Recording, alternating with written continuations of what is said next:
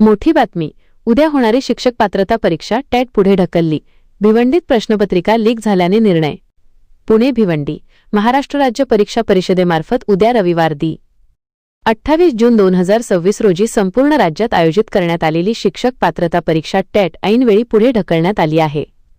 भिवंडी येथे आज पहाटे पोलिसांनी टाकलेल्या धाडीत टेट परीक्षेच्या प्रश्नपत्रिकेतील काही प्रश्न संशयितांकडे लीक झाल्याचे उघडकीस आल्याने हा मोठा निर्णय घेण्यात आला आहे. मिळालेल्या माहितीनुसार भिवंडी येथे काही व्यक्तींकडे प्रश्नपत्रिकेबाबत गोपनीय माहिती असल्याची बातमी पोलिसांना मिळाली होती.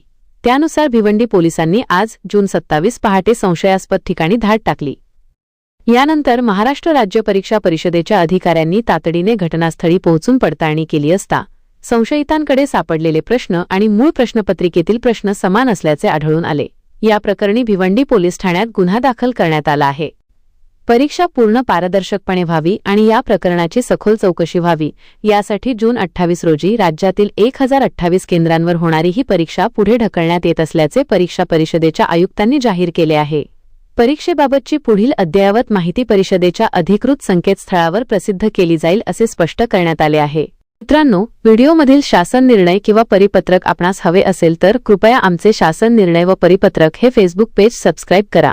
त्यानंतर सबस्क्राईब केल्याचा स्क्रीनशॉट 7588152456 या क्रमांकावर व्हॉट्सअॅप करा.